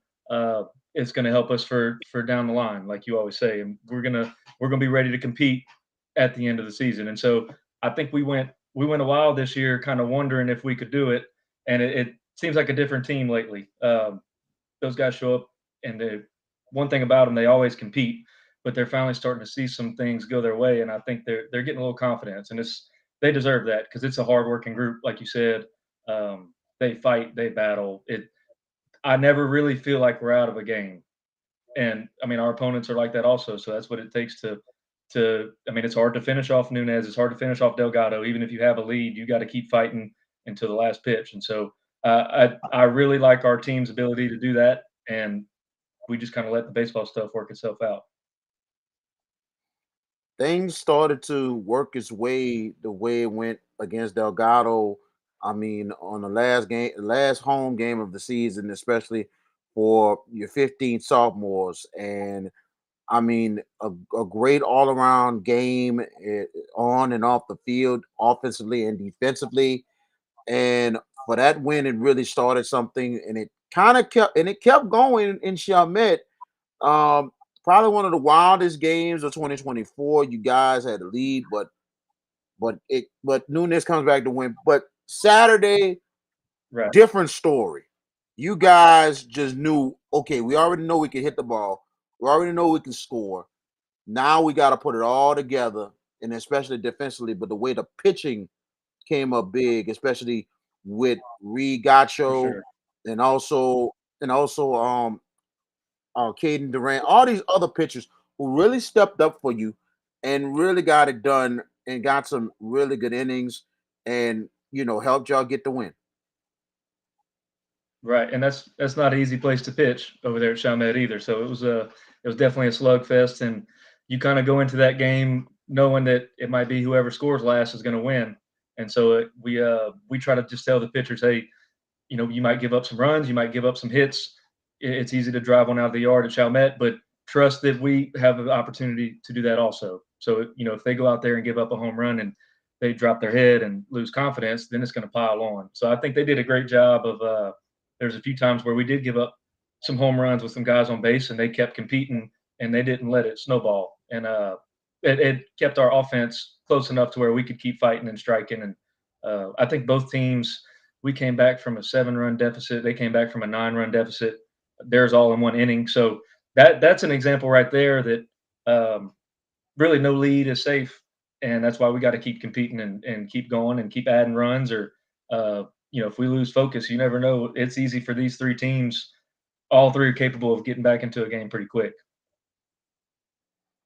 Talk about the performance of Braden Macklin with the 2 home runs, and pitch did a really good job coming in, and also Isaac Leger, how he has been coming on since he's been in the lineup, and he had some huge hits over the weekend as well. And don't forget old Colin Dupree. You saw he got National Hitter of the Week. That was about to be the next question right after that. I was just about to ask you. Right. That would be the next question after that. I can definitely speak. Yeah, I can speak on those other two for sure. Macklin came in as a pitcher and an outfielder, and he established a role last year. He played pretty much every game in center field, and kind of the same this year. And so we had a pretty deep pitching staff, and but we always knew he was a guy that could help us because he's got some good stuff. He's confident. The way he carries himself on the mound, he's very composed. He's a competitor. He's probably one of our more competitive guys on the team, just with everything he does. So we kind of plugged him back in a few weeks ago, and he looked good, like inning here, inning there, and we have confidence in him to go out and do his thing. And so, and he's not the only one. We got a pretty good, I'd say, a pretty good number of guys that we can put out there that we trust this year, which is good. Leger's another one. Leger, man, that dude is resilient. He because last year he didn't get a ton of playing time, positive attitude through everything. He came back this year, and at the beginning he was in there some and struggled a little bit, and it was somebody else's turn. And then, man, every time I'd give him a pinch hit, he'd hit a double, a pinch hit a home run, pinch hit a line drive, and we tell that's what you got to do. You got to make the most of your opportunities. And now I can't take him out of the lineup. And so it's I think it's a testament to his positivity and his ability to keep waiting and keep working and not lose faith in himself. And it's fun to watch guys like that succeed. Both of those guys. Absolutely. They're very, very good guys, very good character. Colin Dupree, you mentioned he's the national, not just conference, national player of the week. What a performance. And George Peppers, if you're hearing this, Colin Dupree over the weekend was what? I'm gonna make sure I get this right. Over 8 hits, 4 home 10 runs, for 13. 10 for 13, including 4 home runs, 8 RBIs for the weekend, George. For the weekend. I don't get it. Oh my goodness. What are your thoughts? He probably had possibly the game of the weekend of his life, you can say. And I think that might give him a chance at a big scholarship now. Well, and he just signed with UT Tyler, great Division II program. We have a few other former players that are up there too. So he's going to be joining them next year.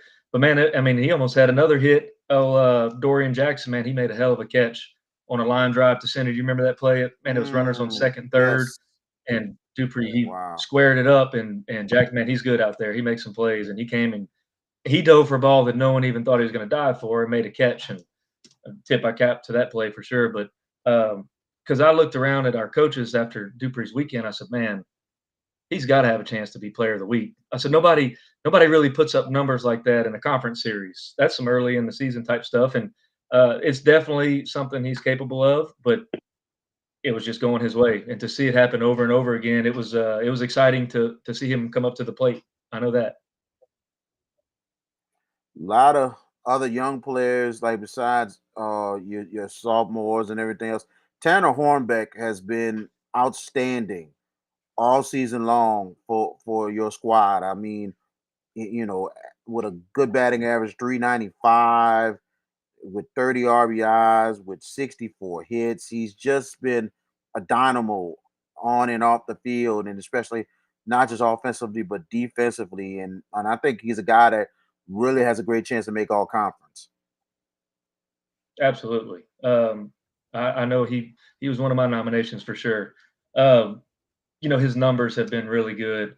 What's really most impressive, he came in, and when you look at him, he doesn't look like much. He's 5'6". You can tell he's probably scrappy. But man, that dude outworks everybody. We do a thing in the fall where we vote on hardest worker, best leaders, and some different stuff like that. And the players vote on who they think are the hardest workers. so they can pick, they can pick 3 guys, and they list the top 3. So I think Hornback, we had 38 players do the survey. I think he had 30 votes for hardest worker, and then the next hardest worker had 10 votes. So he really made an impression with his teammates this fall, and the surprise is not a success because of that. And I don't think any of us knew that he was capable of this coming in. We knew he was a good player, but man, he took it and ran with it, and he's the same every day. He's a great teammate. He's competitive. Just like I was saying with those other guys, it's really fun to see a kid like that succeed because he's not arrogant. He's never cocky. He's never disrespectful. He plays the game the right way. When he's not in the game, he's pulling for his teammates. He's the first one in the dugout.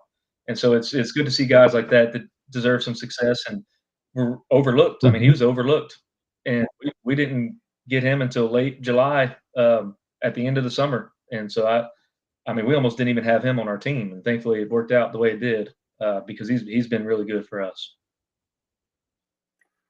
We had your dad on last night, Wade Seminole, and very good interview. I mean, told a lot about his history, his story, and also about West Monroe baseball and everything else. And he said a lot of great things about you. Is your dad an inspiration for you to become a coach? Absolutely.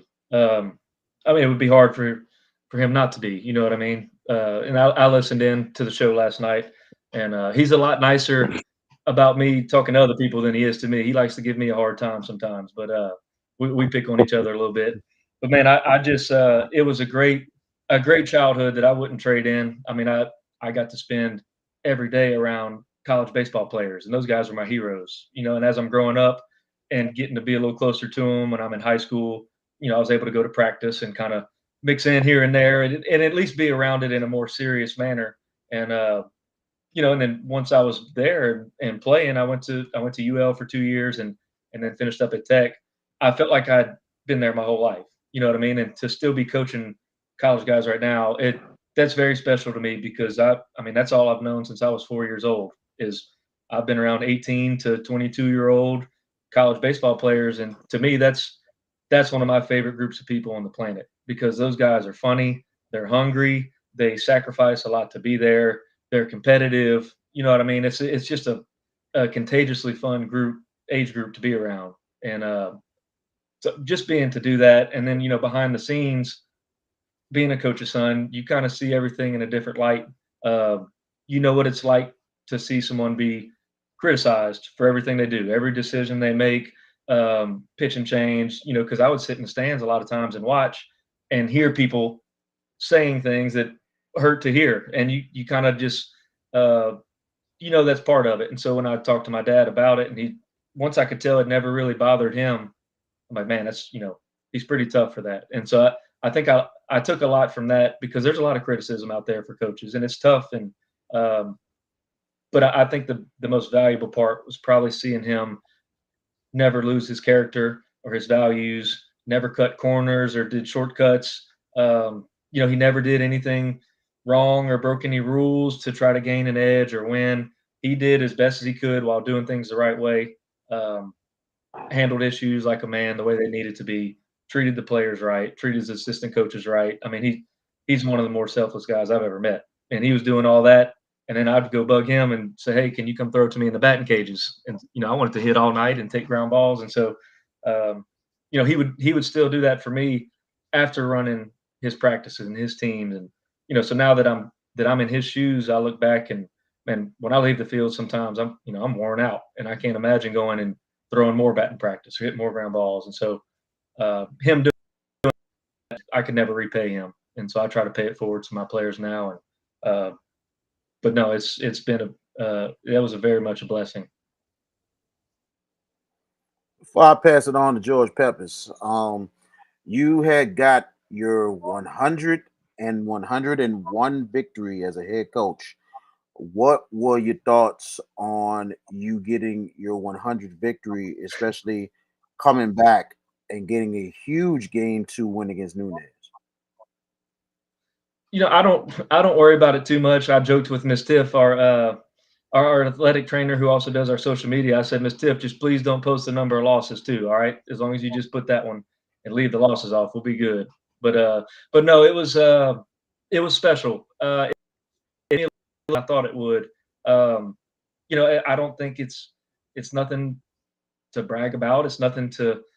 There's coaches out there. I mean, Coach Sherman's got damn near 2,000 wins, whatever he has. Because we see coaches all the time that have racked up a lot of wins and do things the right way. But it meant a lot to me, and I started to reflect on really how hard fought all those wins were, and the great guys we had in the dugout, and the great coaches I've had on side of me, and the battles that we fought to go and get some of those wins.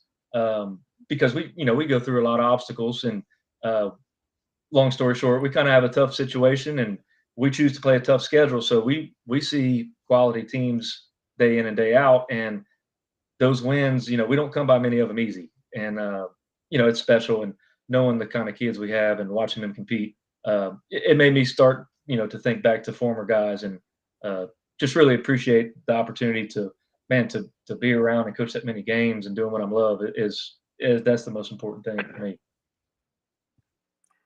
George Peppers. Coach Semino, first off, thank you for taking the time for joining us here. I know it's busy because you're prepping for the Region 23 tournament. My first question, let's talk about Region 23 as a whole. It's only 3 teams, but arguably 3 really good baseball teams. Talk about how highly competitive this league has been over the last few years, and what kind of strides you guys have made to try to catch up to Delgado. One thing I'll say about the 3 teams, it's amazing how many. I mean, it's obvious reasons why, but there's so many guys on the 3 teams that know each other and have played each other and have played against each other. Like I mean, these guys, a lot of them grew up together. We don't have as many New Orleans guys on our roster as the other 2 teams, but we have a few. We have a pitcher from Brother Martin and some Hanville, and we've had some other guys from that area that grew up, played summer ball with them. And so those guys they're buddies, but you're not buddies until that game's over. I mean, Ben Harris and Caden Duran, every time that at bat comes up, I love to watch them 2 compete, because I know neither one of them wants to lose. And that's an example right there. But man, the tradition and history that Delgado has it's hard to compete with. It really is, and it's something you see those guys go out and they put on those pinstripes and they expect to win, and there's something to that. And so it's been fun to watch how much Nunez has progressed, and how, man, they have come such a long way, and the talent level, and they've gotten really competitive in the recruiting world. I saw 5 different tweets today. I feel like good players committing to go to Nunez and play, and it's making it pretty competitive. And so I think that's good. As y'all were kind of saying when I first logged on, we want this league to be good. If all 3 teams are good, that's going to attract more good players. Our guys are going to get recruited more by the 4-year schools. With so many D1s in the area and in the state, we need to be a competitive conference to where they're not going recruit Mississippi guys and Texas guys. We want those guys to come recruit our guys and keep our kids, and let the parents be able to go watch and play. And so I think it helps us better serve the whole state the more competitive our conference is. What impresses me about your team and I want to really focus on last week. It was a crazy, crazy series down at Noel Suarez with Nunez. You lost that first game after almost run ruling them. And a lot of lesser teams would have, I don't want to say folded 10, but would have been like sulking and distressed. What did you tell your team to get their mindset right? And I got to admire the fact that you guys shook back and took 2 games in that series. What did you tell your team after that 15-14 loss that was able to key them to winning the series? I could try to remember exactly what I said. But one thing I noticed with the guys is you could tell the look in their eyes, that hurt. That was a loss that really kind of cut them deep. And to be honest with you, our record isn't great this year. So we've learned how to get hit and keep on moving, and we can take a loss and keep competing. It's something that I hate to say it, but kind of have gotten used to. But I told them, what I said was, hey guys, once we kind of let them, I was looking over and watching Nunez guys that they were excited as hell, and they should have been, to come back like that and put us away. And man, they were loud. They had a lot of energy. and they were excited. And so that's something that I wanted our guys to remember before I said anything. They might not even remember what I said in that moment, but I could tell they felt the right way. And I said, man, hey, this is not the time to sulk or feel sorry for ourselves. We have no time to worry right now. We got to come back tomorrow and do this twice again. So that scoreboard is going to be 0-0. I said, do those guys scare y'all? Oh, hell no, coach. You know what I mean? They're not going to say, yeah. But, hey, if they don't scare you, then you're good. Let's show up and get back to work tomorrow. And tomorrow's got to be our day. But this is over with right now. Let's clean the dugout and go home. With how you won that series, now leading into the Region 23 tournament, what kind of momentum do you think you draw going into this tournament? You know, I think all three teams are pretty confident that they can go and dominate this tournament. And so that's team grounded normally, but I like the fact that they're feeling good right now. It's obvious there's a different energy at the field, and with the team. And this time of year, I'm usually on them pretty hard at practice, and I've kind of backed off, and we've done a little bit, it's been a little bit more relaxed. And I think that's kind of helped them to breathe a little bit. And, I'm thinking maybe I need to get out of their way a little sooner. I'm not sure. Whatever it is, they feel confident right now to compete, and I don't want to get in the way of that for sure. And, I told them all year, no matter what we do, if we're 0-56, we still get to go on May 2nd and have a chance to extend our season. And so I told them today, hey, guys, tomorrow's the day we've talked about. It's 0-0. Everybody's 0-0. We got to go in believing we can do it and see what happens and compete. I asked this of the Nunez coaches earlier, Coach Glenn Powell and his son Alex Powell was on earlier, and I asked him this. I'm going to ask you because look, we understand Delgado has won numerous championships and has been that program in the NJCAA level. They've been there. What would it mean for you and your program to be that team, to kick Delgado off the throne and be that team in Region 23 and win this tournament? What would it mean for you? It would mean a lot, and we talk about it a lot. And I say, hey, guys, here's the truth. Let's say Baton Rouge takes over this region in the future and wins it every single year. But this is the first year we win it. No matter what happens after this team will always be the first one to have done it. And so that's a sad reality we face that, as far as I know, I think it's a 14-year streak for Delgado winning this tournament. I think BRCC won the regular season, maybe 2011, but not the tournament. And so, hey, guys, we could be the first one to do it. This will be the team that will be breaking through the ceiling. And we're capable of it. Like you were saying when I got on, all three teams could make a run in this tournament. And really every year, especially with that first day being a round robin. So, we're going to show up and do what we can and know, hey, we really don't have much to lose. And we could make a statement about what this team stands for. And what excites me is that a lot of people probably wrote us off earlier this year. And I think at one point we were 3-30. And we were not a 3-30 team, but that's what our record was. And to see us kind of snap out of that and come back, I think it would be a great comeback story and would really be a testament to how those guys never quit. Yeah, a heck of a comeback story for sure. Playing at Kirsch Rooney with what you guys do offensively, what kind of advantage does it have? Because Kirsch Rooney seems to be more of a pitcher's part per se. Talk about what you guys are going to have to do to win this tournament. Give me a couple of keys to win this tournament. I think it kind of comes down to honestly reducing the strikeouts. We got to be able to put balls in play and apply pressure. We're better. We're not a big home run hitting team. We're a lot better when we have guys on base, when we're making the pitchers throw a lot of pitches and try to get in that bullpen because that's some quality starters they have over there. And so it's hard to score on them. It's hard to extend at bats, playing Delgado because they throw a lot of first pitch strikes. And so you can't go up there taking and working counts when they're 0-1, 0-2, and then you're fighting. So, it's really just a matter of competitiveness, not giving away at bats, applying pressure. We like to run the bases aggressively and do that stuff. And so we have to have guys on base for that. Last question before I turn it back over to BK Jones. I asked this of all coaches, Joe Sherman and Glenn Powell. I'm going to ask you, because we have a little bit of a change on the format this year with Region 23.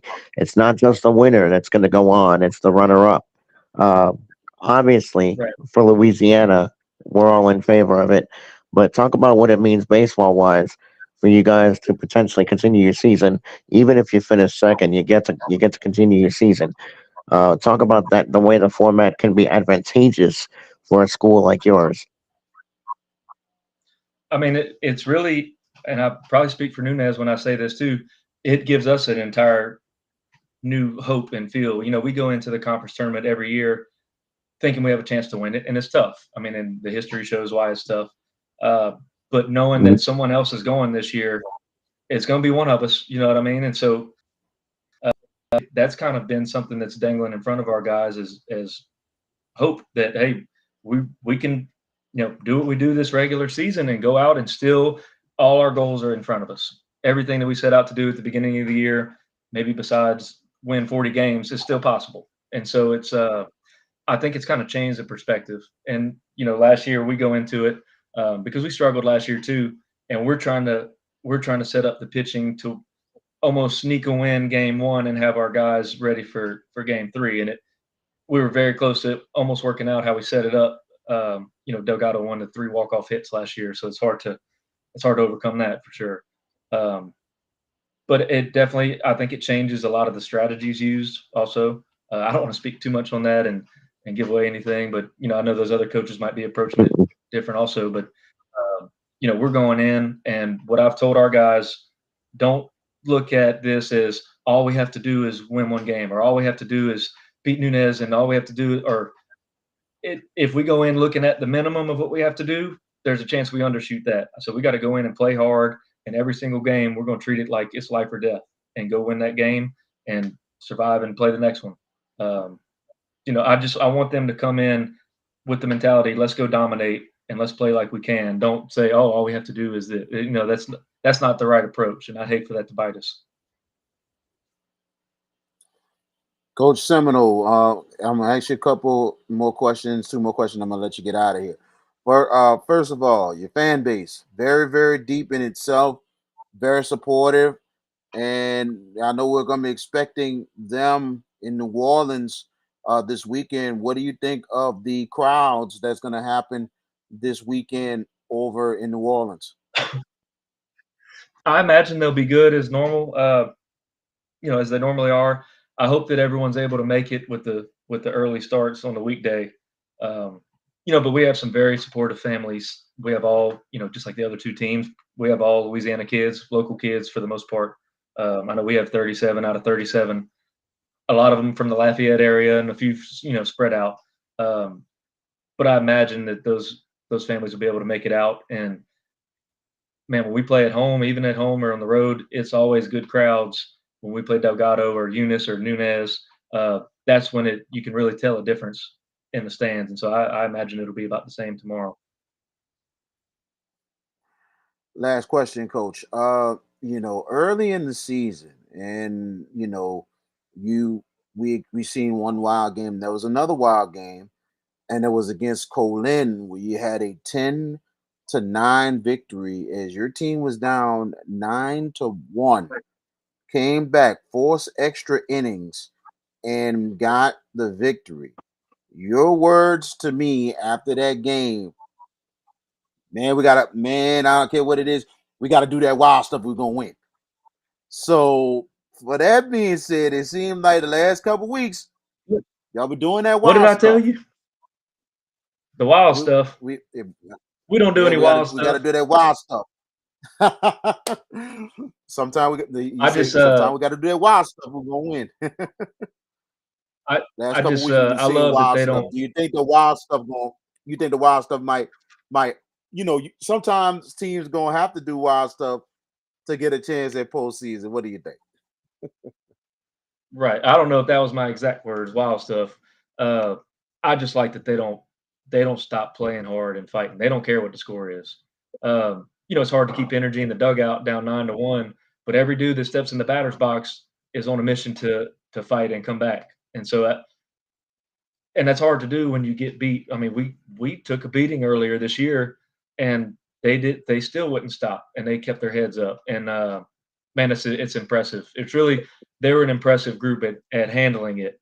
And I think there's accepting losing and there's handling losing, and they didn't accept it because they didn't like it, but they didn't let it change them, and they didn't give up. And so it's which that in itself might be the wild stuff. I'm not sure, but I love that they keep playing hard, and we're gonna keep attacking and playing our game, and we try to impose our will, and we want our opponents to play our game as much as possible.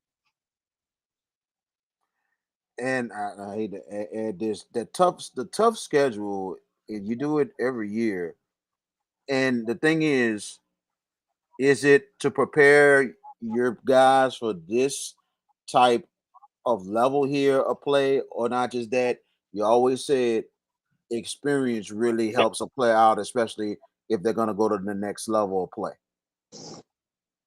Well, I do it for a few reasons.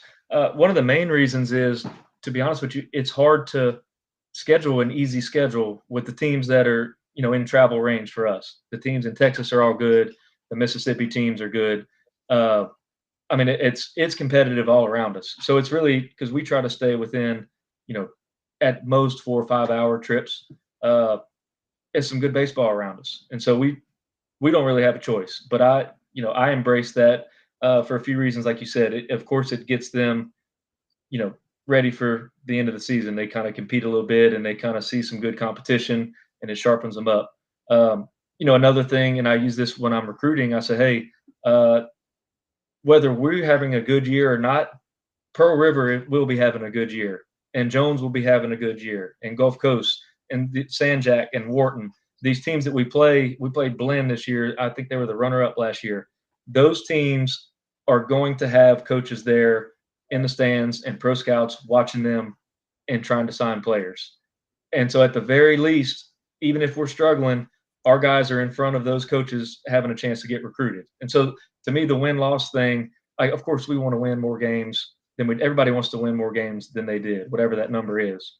But I know that there's benefits. We had some guys a few years ago, some standouts, Nate Carrier and Will Vaillant, and we go over and play Sanjack, and they had a good weekend. And Sanjack's assistant coach, gets on Twitter and gives a shout out, man, these are some guys that could really do it at the 4-year level. And they got all kind of recruiting exposure from that. So from going and playing these teams that we play that have a good reputation, it helps us be in that eye too. And those coaches see how hard we play, and they see that, hey, this team's crappy, and they got some guys that can play. They're better than their record looks. Because if we play a bunch of bad teams, no one's coming to recruit at those games. So it's good for us to be on the field. And the other reason, it's just fun to play good baseball. You go to some of those Mississippi schools, and we were the opening day game for Pearl River one year. They shut down the whole city at noon, and they had the whole stadium was filled out. The atmosphere was great. We opened up at Gulf Coast this year. It was the same thing. That was probably the best atmosphere we played in all year, was opening day. Were you were at that series, huh? At Gulf Coast? I was at BK? I wasn't there for that. I was at Nunez for that series, but I know I went out there for Gulf Coast and Nunez later on, and they do have a great atmosphere out there, especially working Right. at Coleman Oh, Community yeah. College at the time. They have a very good stadium and great atmosphere out there No doubt. Perkins. It's fun. Our guys like showing up and playing that atmosphere. That's what you sign up for. And so it's I think that helps them a lot. And so we the tough schedule, it kind of is what it is. And I think that the coaches that we play respect us for that, because every time we shake hands at home plate after games, they say, man, y'all are way better than y'all's record. And we hear it a lot. And the coach, I know you don't want to hear this, coach, but y'all got a good team.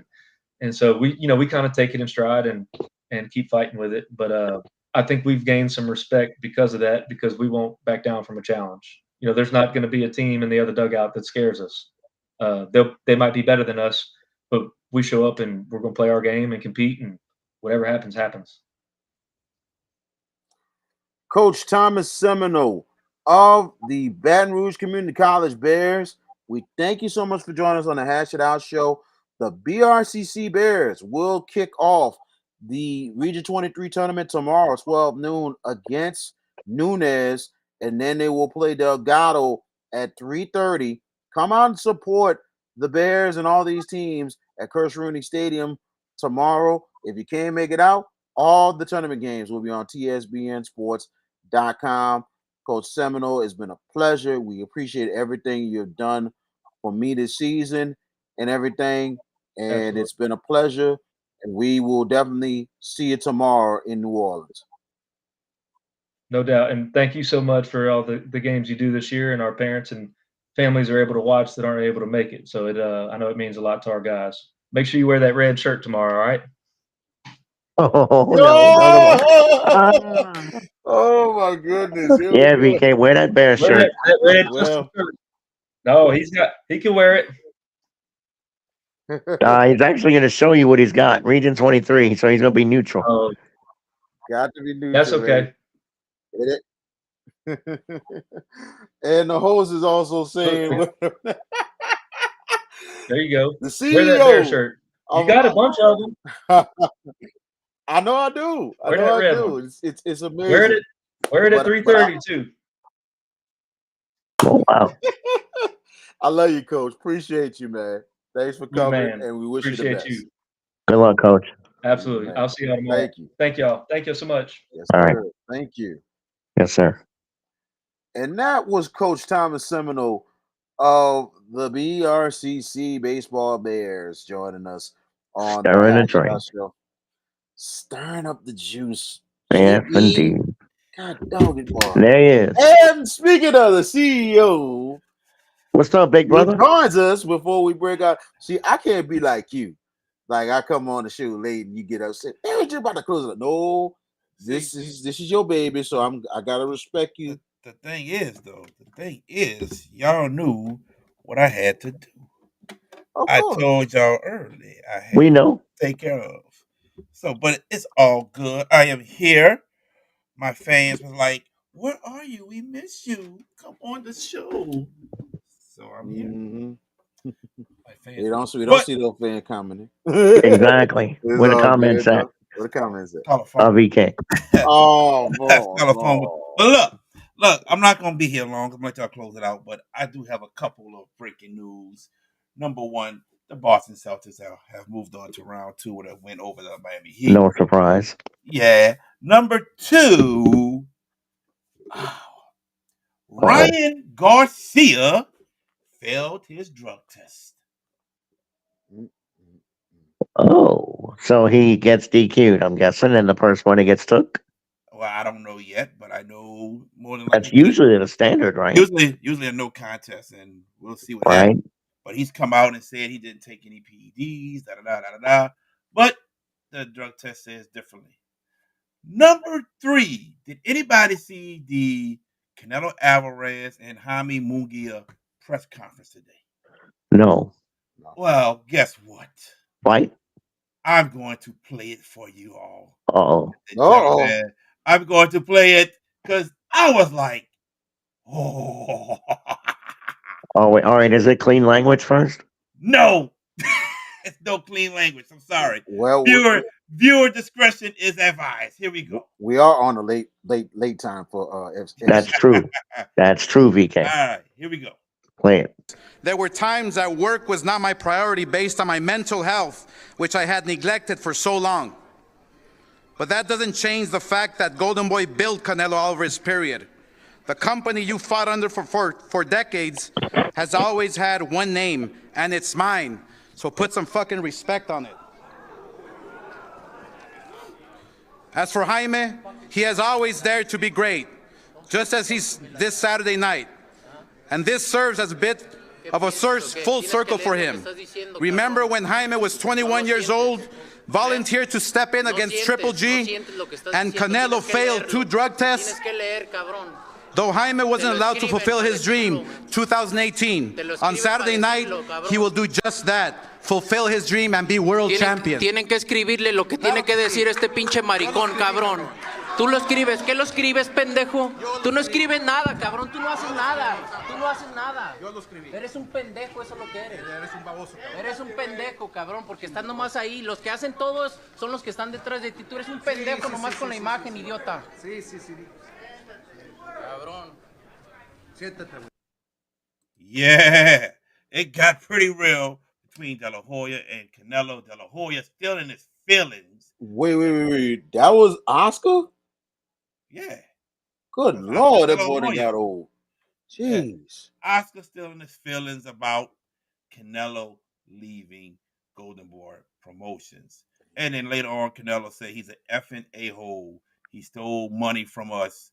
And that's what it boils down to. Oscar is mad. Canelo left. That was Oscar's money. He had the biggest star in boxing. Left him. And Oscar is just in his feelings. That's it. And I've been one to never like Oscar De La Hoya. So I'm hoping Canelo destroys his student. I mean, not his student. His Mungia, who's under Golden Boy. So go get him, Canelo. Go get him. So yes, that happened today. But guys, great show. Y'all did wonderful. I'm gonna let y'all close it out. To bring out some breaking news that has gone on today, and Ryan Garcia being the latest breaking news with failing a drug test in the Devin Haney fight. But guys, y'all go ahead and close it out. I'll catch y'all next time. JB, I'm gonna ask you one question. I want you to stay on here, and I want you to be part of the closeout. But one question before we close it. Your thoughts on the Kendrick Lamar reply. I have to listen to it myself, but I want to get your thoughts because I heard some of it and it's like very vicious. So I just want to get your thoughts since you listen to a lot of music. It's not better than Drake's push-ups. I'm sorry. And ooh, you're saying that because you're a Drake fan, or no, remember Kendrick a deep dude now. I'm just saying. No, that Euphoria was okay, but you gotta go into Euphoria and dissect it and listen to things. And to me, you can't say one thing in a song and say another. And he did it twice. The first thing was he talked about Drake sleeping with women, and then later on in the song he said something about Drake doesn't like women. And I say, so how can you say Drake sleeping with women, but Drake don't like women? That makes no sense to me. And then also in the song, he says he likes singing melody Drake. He doesn't like it when Drake acts tough, but then also says he likes the song Back to Back. Well, isn't Back to Back acting tough towards Meek Mill? So how you don't like Drake acting tough, but you like Back to Back? Make it make sense to me because it really doesn't. So no, he lost. I have to go with push-ups for the win. Well, I guess I got to listen to everything. I did listen to Cole, and Cole's was very, very entertaining. And for him with the apology, that was kind of not cool. But it is what it is. He kept himself out of it. But, you know, it's just funny we have rap battle royals. It don't matter. Chris Brown is leading the pack. Oh, God. And I heard the Chris Brown. It's like, are you serious? I think to be honest, this is going to end up in a fight, but I heard they had a conversation. That's what I heard as well. Like, oh, who had a conversation? Quavo and Chris Brown? I think they had a conversation. I believe. How about Quavo just had a show and Chris Brown bought most of the seats in the show? It's like 2 days ago. Ooh, they still going. Yeah, it ain't. Yeah, still going. So thought I heard they had a good conversation over the phone. That's what I thought, but that's still going. It's still going. It could end up in a real fight because I don't know what's going on, but yeah, Chris sounds very bitter. But I ain't gonna lie, this is fire. This is very fire. Quavo gonna lose that fight. Yeah. Just saying. I just hope nobody get hurt. That's all I know. But it is what it is with that. But that's it for the Hash It Out show. Remember, the Region 23 baseball tournament will start tomorrow afternoon at Kirsch Rooney Stadium for 12 noon.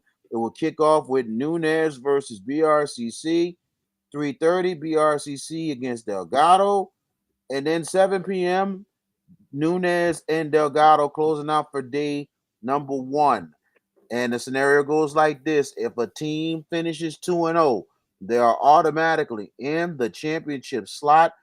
That team is 2-0, they have to win one to win it all. But if the team forces, if the other team wins, they will force a second game, which will be Saturday. So meaning it's like a 2 out of 3.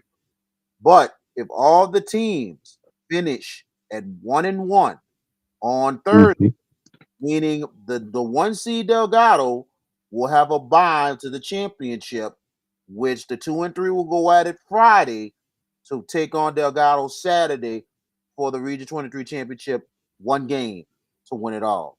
And the thing about this year, the teams that make it to the championship game has automatic bids going South Regional in Oxford, Alabama, coming up next week. So if you can't make it out to the game, we'll have all the games on TSBN Sports. Jared, I need one favor. If you could, send me that graphic that you got in that background, because that is big right there.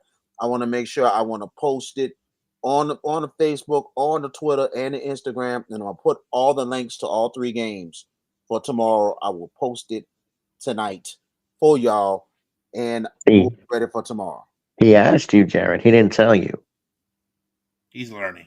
I see that, huh? Education, boy. Yes. God.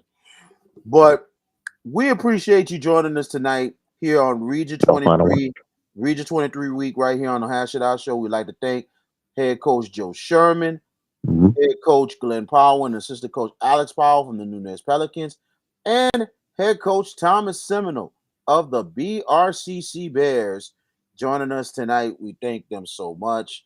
And we're going to come back next week with some good guests, some great guests we got possible for next week. So tune in Tuesday and Wednesday next week. Sure. But we'll tell you who it is next week, because we got some possible good ones and a hot story we're gonna have for you next week. It's gonna be, oh my goodness. Well, once us three guys heard about this, it's crazy and crazy about a minute with that story. The plot thickens. The plot does thicken. So we'll talk about that I do.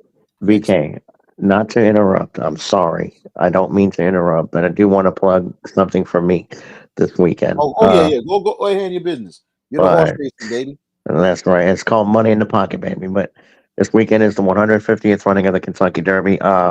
Just to let everybody know, you can hear me on Saturday on Bayou State Sports Saturday at 9:30 with Johnny Marquise and Mike Garcia. And then I will be on the 3 Tailgaters after that with Ken Trahan and Ed Daniels on the Ticket 106.1 FM, the new 24-hour sports radio station. Great station, great group. And also, we'll be live tweeting analysis and picks on Derby Day. Oaks Day, I will be at work. I will make it off in time for the Oaks, but Derby Day, I will be live tweeting. If you want to follow me, I'm at George Peppers. And for you two, if y'all see my picks, I know VK, you'll be busy with Region 23. Jared, I don't know what you're going to do this weekend, but hopefully I'm putting winners into the holster and putting green in the pocket, fattening the pockets this weekend. And it's not just for y'all two, it's for Ed Daniels as well, because I went one big time. So yeah, it's big weekend in that regard. And I actually took a day off. So I had a bunch of hours at work, and I actually got deputies wanting to take some of my time. I'm like, nope, ain't happening. Y'all use y'all bad. So I got to use it, and I strategically decided to use it this weekend. But VK, I want to wish you the best of luck on the tournament. Have a great call. I'm sure it's going to be great. The baseball, the quality is going to be great, and have a great call in the tournament, sir. Definitely appreciate that. So let's get on out of here for George Peppers. Jared JB Boyd, the CEO. I'm VK Jones. This has been a presentation of the Hash It Out Show on all social media platforms. He's the Spencer Rattler hater. Well, I'm not the Spencer Rattler hater. I'm the Spencer Rattler the doubter, money motivator. No, the doubter, sir. the doubter. You and my beloved brother are doubters of that man's great ability. VK, no one hears you. You Spencer Rattler hater. Straight tripping. You wrong for that. You are That's cold absolutely blooded, wrong VK. for That's that. cold blooded, bro. That's some Oh savage my stuff right there, God. dude. That's really cold blooded. I am the Spencer Rattler money motivator, not no Is that what you call that? the money motivator. I'm Hater. not a hater. Hater. Whatever. Haters gonna hate, sir. But no, on Oh that note, look, we man. had a great show tonight, We and had a great show tonight, man. Great but job, you guys. You know, especially Jared working behind the scenes, doing all the kind of stuff. George, you did a good job as well. just a good job, damn. I feel. You did a great job. You did a I great know. job. I'm playing. But look, stay tuned next week because me, VK, and Jared were talking about this. We got some pretty hot guests we're looking at next week, and it's gonna be something you can't miss. Just because football ain't in the holster doesn't mean we can't give you great sports talk and great stories. We looking at some stuff for next week, and VK, great work tonight. Spencer Rattler of the Hash It Out Show. Uh, Great work. Well, I could say Derek Carr, but that would be blasphemous, sir.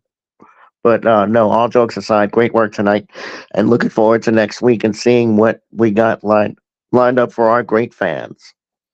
absolutely. Yeah, and Mr. JB wanted to mute my mic. It's all good. He did? Yeah, it's all good. It's all Oh, good. dog. You know, I did not know that. I'm sorry. Wow. now I know how it feels, and you know that kind of got me right there.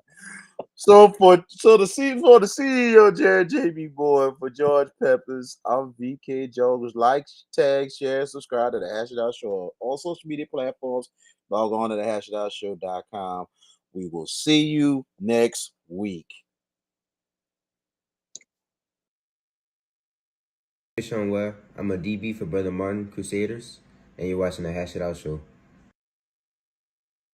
I'm Lisa Hiller from Ponchatoula Lady Wave, and you're watching the Hash Out Show. Thank you for watching the Hash It Out.